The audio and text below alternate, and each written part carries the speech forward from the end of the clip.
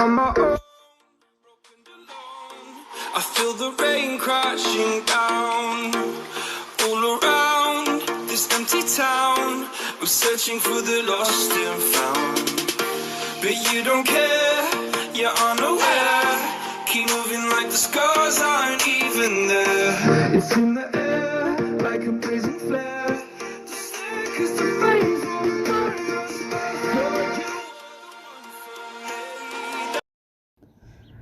Hey guys, welcome back to another video, and today I'm doing What If Deku Was a Legendary Super Saiyan, Part 1.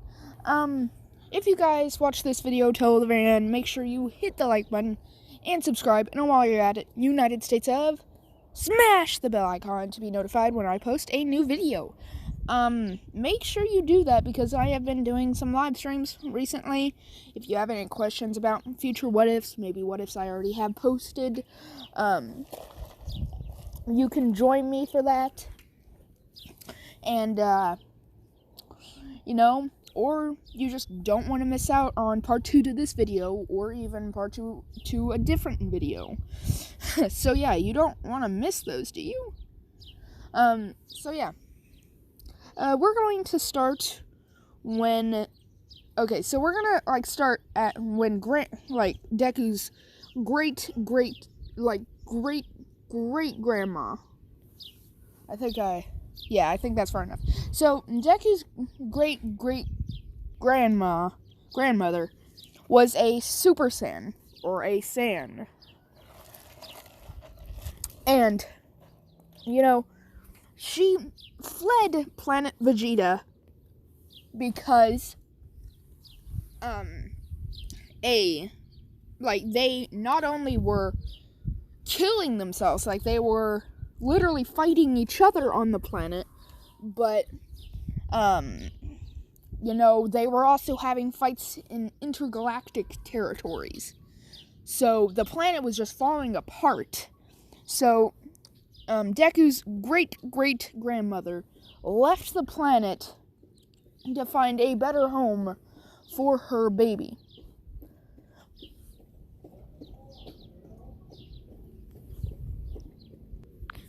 And then she found a planet called Earth. It has not yet been scavenged by any intergalactic enemy or intergalactic republic or whatever system. I'll just call them system. So, she fled to that planet, knowing that there wasn't any sands there. There wasn't any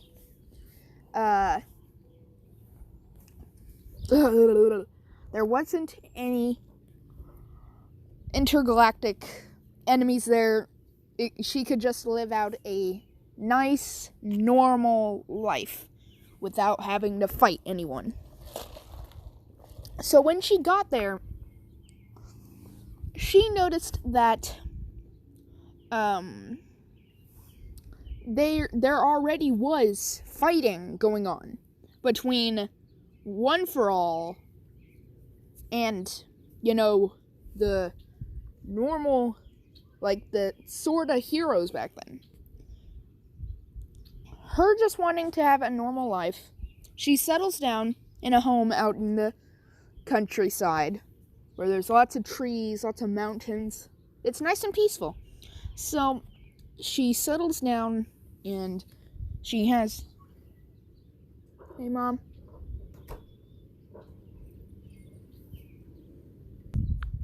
to have her baby.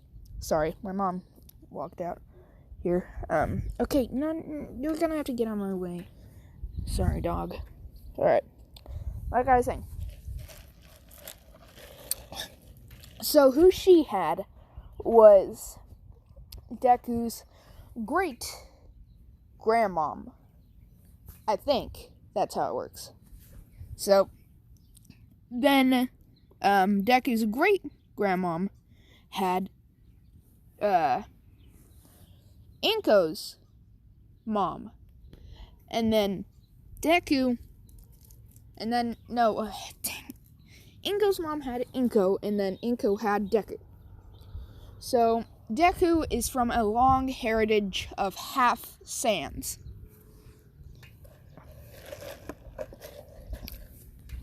So, now we're gonna fast forward to when Deku was 4 years old. So, Deku, goes to the quirk doctor with Inko, and the quirk doctor says Deku does not have a quirk.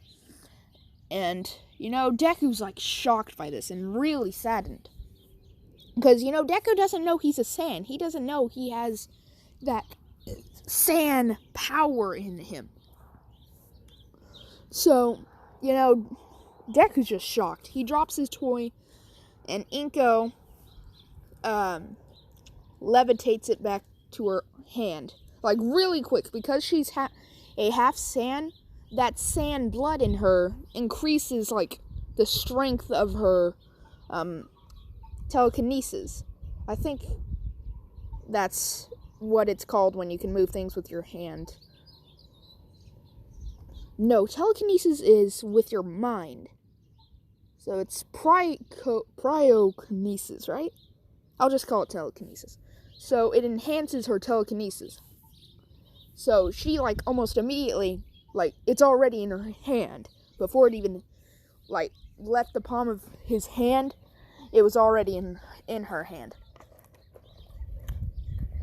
So, Deku's just sitting there shocked. And Inko's so there's no way we can give him a quirk? And then the doctor says, no, I'm afraid not. So far, we don't have that kind of medical procedures yet. And Inko's alright, I guess we'll be on our way then. And Deku's what? I want to... And he starts crying because he really wants a quirk. He wants to be All Might. So, Noiko picks him up and he's crying. She pats him on the back and says, I have a surprise for you at home.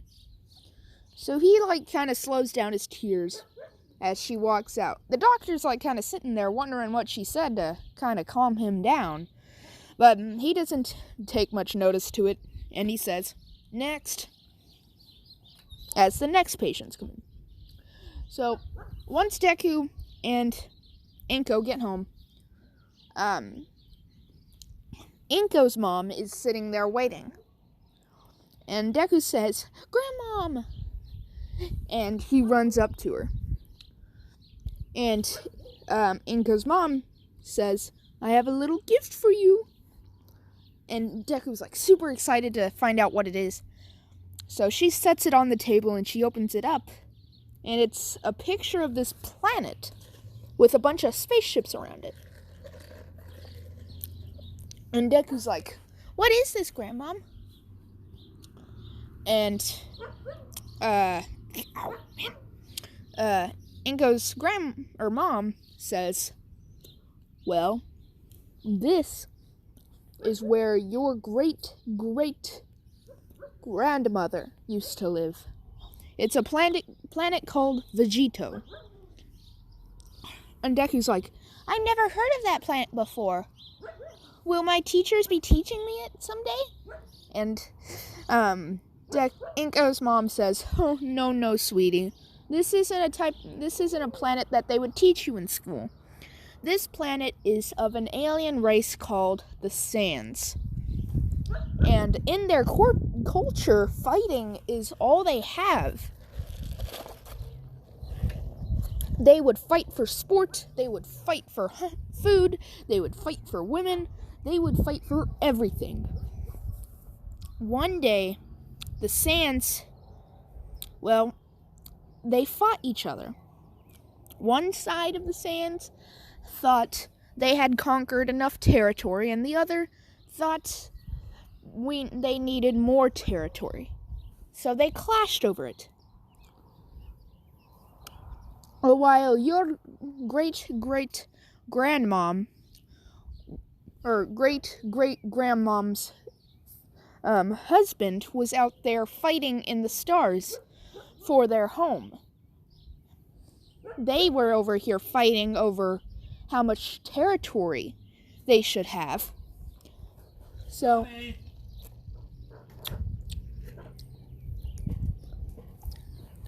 So, Deku's like, what happens next, Grandmom?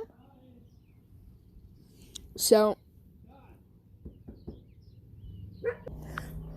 then Inko's mom says, well, your great-great-grandmom decided she would escape from all this.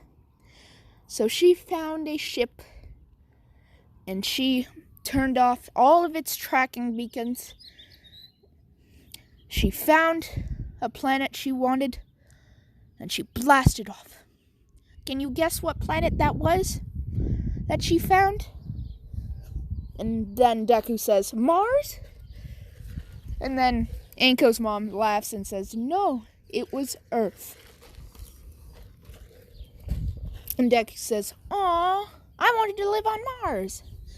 And then Inko's mom says, or she laughs,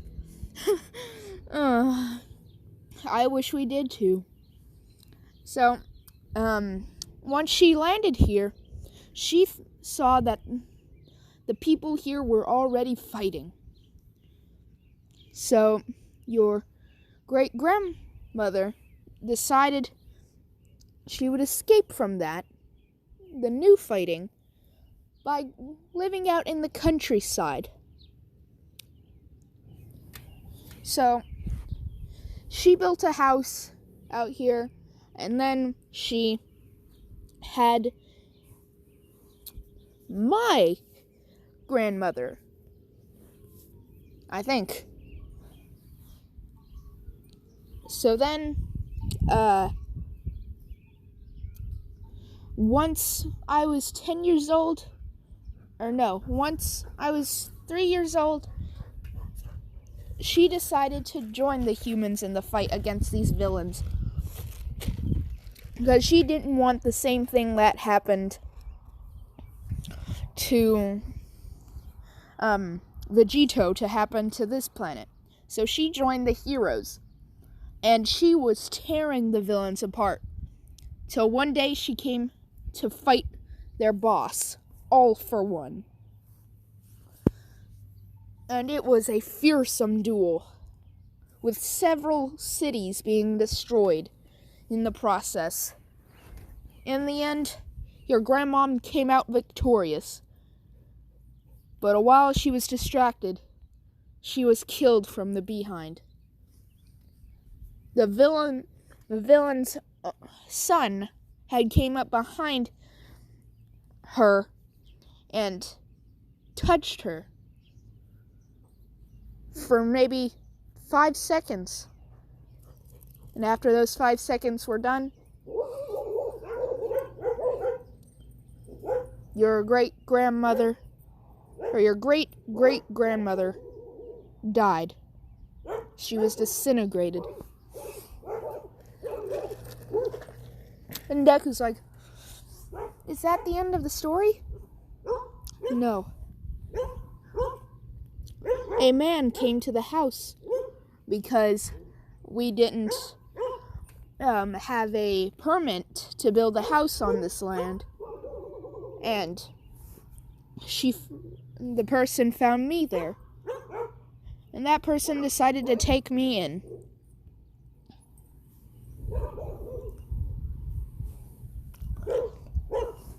So that's the story. And Deku's like, so, can I see the spaceship? And then Inko's mom looks at Inko, and Inko, with like a worried look on her face, gives a nod. And then Inko's mom is like, alright, follow me. And then they walk all deep into the forest to this weird large burned area. Then they come across a ship with a tombstone right next to it. And on that tombstone, it said, here lies Elizabeth. Elizabeth San. I think that would be a good last name. Elizabeth San. And Deku's like, "Who's that, Grandmom?" And then she's like, this is your great-great-grandmom's grandmother's burial site, right next to the spaceship she arrived on this planet on. And Deku's like, "Awesome! My great-grandmother was the best hero ever." And then, Deku's, mom, smiles, and then she gets a heart attack right in that moment. She falls to her knees with a smile on her face and dies. Deku screams and runs back to his home. He tells Inko, and Inko calls a secret number that was given to that has been passed down. So if anyone really needs help near that site, they are to call that number, so no normal ambulances can find out that there's a spaceship here. So they call that number, and a armored looking ambulance drives through a secret path. When they get there, Deku's grandma has died. So they decide to bury her in the same spot she lied when she died, right next to her great-grandmother. So after this, he's had his grandmas are like mothers to you. Like, you love them just as much as your own mom. And they love you more than your own mom sometimes. So every time Deku would get bullied by Bakugo, he would always go straight to his grandmom. So when she died, he started getting bullied. And he would go to his mom, but his mom just wasn't the same. She didn't say the same words of encouragement. So every single time he got bullied, he would get more and more fed up with it. So one day he decided enough was enough, and he went out into the forest and started training. So if he was 5 years old when he started training, I'm going to say for 5 years he has been training straight, or day in, day out. He has been training. So now he can basically, the shockwaves of his punch can knock down 5 trees in a row. And his punch has to do at least, it does enough damage, maybe, I want to say at least 2 dynamite sticks worth of damage. No. I'll say 5 dynamite sticks worth of damage. Yeah, I think that's good. I don't want to say he can destroy a mountain with just the pure shockwave of his punch. No, I don't want to make him that OP that soon. So he keeps on training. So by the time he is 13, he is at least worth 12 pieces of 12 pieces of dynamite strong. Like, he's able to do that much damage with one punch.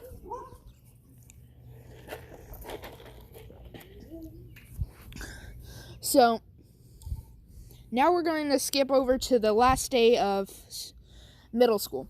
So the teacher's like, Alright, it's time to decide what you guys want to do when you guys grow up. And then he throws the papers in the air and says, who cares? I know you all want to be heroes. And everyone starts using their cork. And then Deku puts his fist in the air. And he tried to slow it down, but he moved it so fast, the shockwave made like a giant crack in the ceiling. And the teacher's like, seems like we're gonna have to get that fixed. But yeah, no corks allowed in the school. Wait till you're in UA. Yeah, none of you are getting in UA. Then Bakugo's like, objection. Don't put me in a class with any of these B-listers because I'm the only one worth getting into UA. Deku's just kind of sitting there with a smirk on his face, like, just thinking, like, wow, you are not going to make a great hero, and I'm going to whoop you someday. Like, he's just kind of thinking that with a smirk, and Bakugo looks over at Deku, and he's like, what are you thinking, you corkless nerd? You think you're going to be any better than me? Ha! I have the best cork out of all of you. And Deku just gets a wider grin as he thinks about whooping Bakugo into like the 18th century.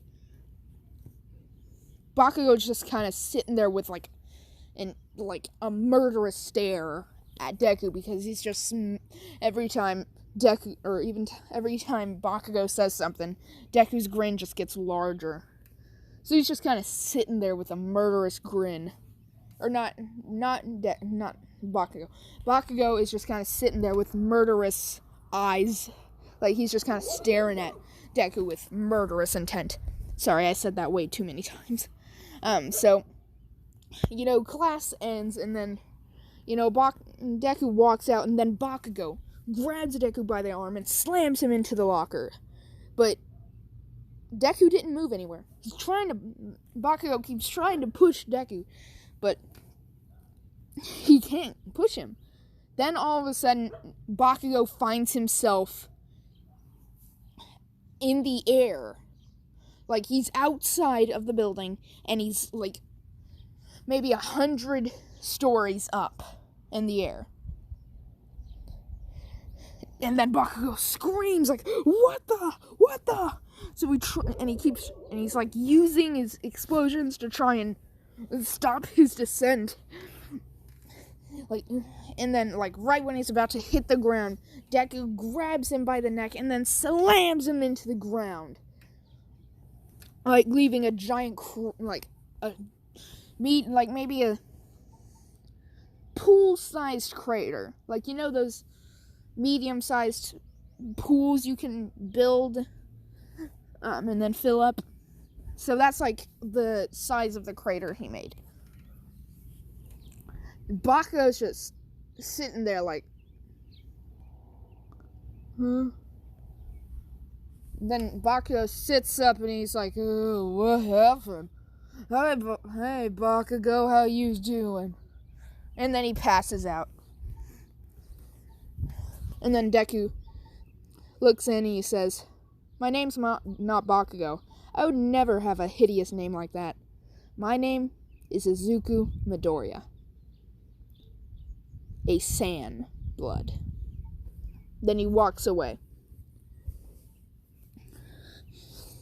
So he decides to take the shortcut. He knows it would take him the same amount of time as if he were to go the long way, because that's just how fast he moves. So Deku's just kind of walking, and then, like, before the sludge villain even breaks through the thing, Deku is already a block away. The sludge villain's like, wait, where did that kid go? I know I heard him. And then he looks a block away and he's like, wait, how'd you get over there? And Deku says, you're just slow. And then Deku is behind the sludge villain. And the sludge villain's like, wait, where did you go this time? Oh, I'm so gonna have your body, because your cork seems to be useful. And he looks behind him and Deku's not there. Deku is behind him again. What? I'm sorry, but I don't have a cork. And he looks in that direction, and he's like, where are you? You must have an invisibility cork. And he, like, just kind of starts swinging everywhere, trying to grab him.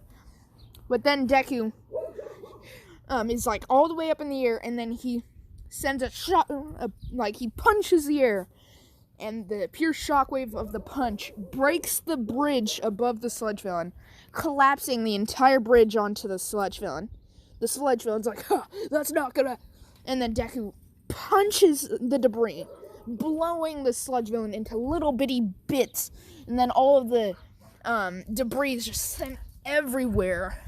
And then All Might appears and he's like, I am what the... And then he's just hit with a giant boulder.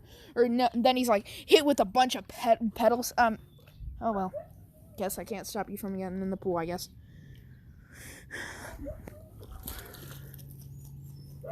And then Deku is like... Or no, All Might's like, what the... And then he looks there to see the sludge on trying to rebuild himself, but he's like just so weakened. And then All Might's like, kid? And then Deku looks over and he sees All Might, and he's like, All Might! I'm such a big fan, can you sign my autograph? And like, Deku's just talking so fast, and All Might's just like, slow down, what happened here? And Deku's just keeps on going, can you sign my autograph, Ooh. And then, All Might slaps Deku as hard as he can. Deku's like, this immense power. And then, like, the Saiyan instincts kick in Deku, and then Deku just gut punches All Might, and then kicks All Might in, like, right on the jaw, sending All Might flying. All Might's like, what happened? He was just, for a moment ago, he was asking for my autograph, and now... what? I'm in the air now. What happened? And then he feels two really sharp pains, one in his chin and the other in his stomach.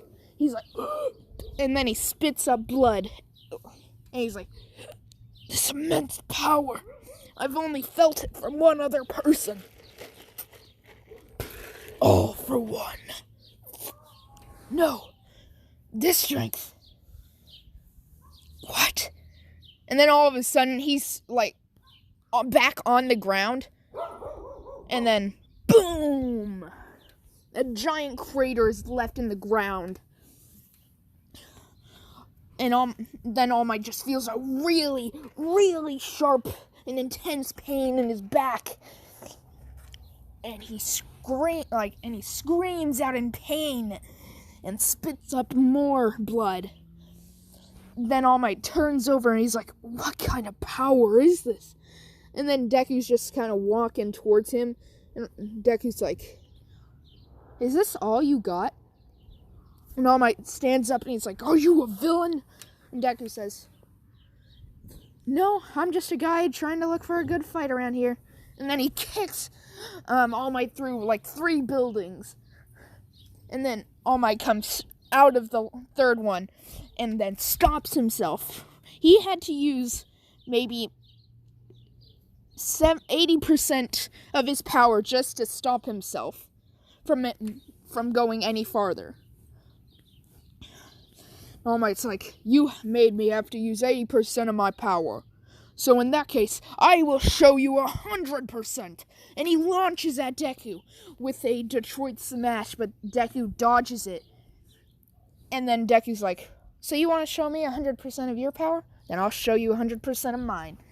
And then he soccer punches All Might straight in the chin and blowing All Might like maybe 20 miles away, launching him through maybe 23 buildings. All Might lands and it creates a giant crater. Like maybe 5 other heroes show up and Deku easily takes care of them. And All Might's like, man, this is some intense power. So then he launches at Deku and he's like, I'm sorry, kid, but you're destroying too much property. And then All Might throws 100% or 50 100% punches straight into Deku. And then All Might, wanting to end this now, does a 1,000,000% United States of smash straight into Deku's chest. Deku coughs up blood and he's like, so this is what the symbol of peace feels like. Well, I guess I'm about to be in pieces. And then he falls to the ground, passed out, like KO'd. All Might coughs up, like he grabs his stomach and coughs up so much blood. And then All Might's like, oh, dang. Now I barely have a minute left of my time. And then he walks off. The police arrive and arrest Deku, but All Might comes back and stops them. And then the sludge villain, this gave the sludge villain plenty of time to escape. So All Might, when Deku wakes up, is like,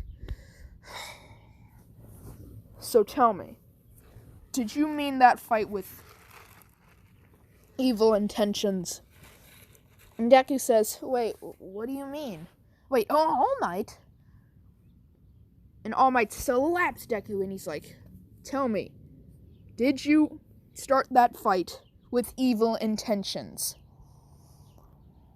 And Deku says, I don't even know what fight you're talking about. And All Might's like, kid, just tell me that I can trust you walking away without being arrested.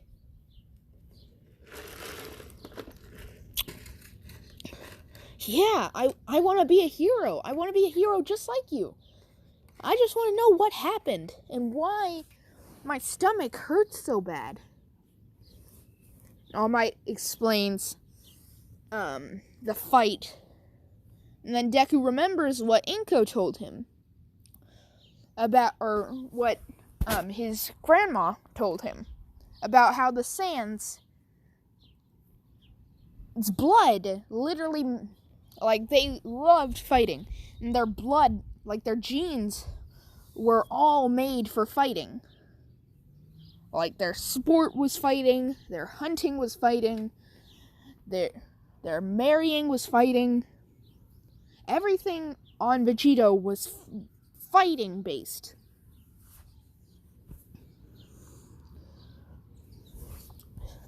So All Might decides he's going to let this one go, despite Deku causing a city's worth of destruction.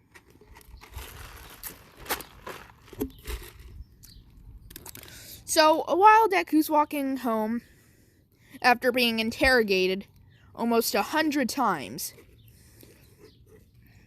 and then he sees a giant crowd of people. So he walks up to the crowd and he sees the sludge villain, and he has Bakugo as a hostage. And he sees that heroes aren't doing anything, but he remembered that the police told him not to use his quirk anymore. So Deku's like, okay, knowing how fast I can go, I should be able to quickly take out the sludge villain and get out of there.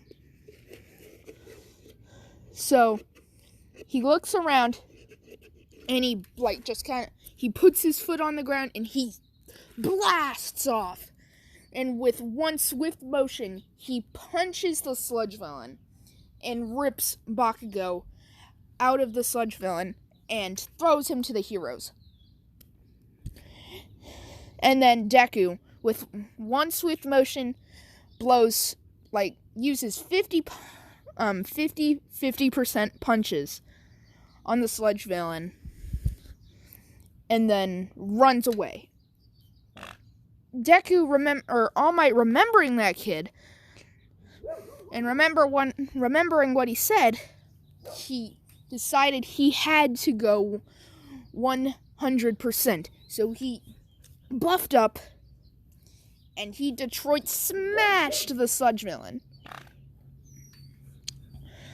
destroying the sludge villain, because the sludge villain was already in pieces from Deku's attack, but then All Might's Detroit Smash combined, it literally atomized the sludge villain. The sludge villain wasn't even turned into moisture. No, he was turned into nothingness.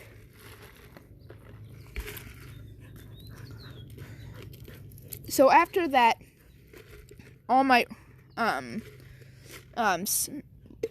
tracks down Deku, and in his skinny form, All Might's like, who are you? And then gets into a defensive stance, and All Might's like, hold on, it's me. I'm All Might. And Deku's like, no you're not. And then All Might buffs up, and then buffs back down. And then he explains his weakness, or his injury. And then he tells Deku about One For All. And then he asks Deku, do you want my cork? And that's where I'm going to leave it off here, guys. If you enjoyed this video, please make sure to hit the like button and subscribe. And while you're at it, United States of smash the bell icon to be notified when I post a new video. So yeah. Peace out.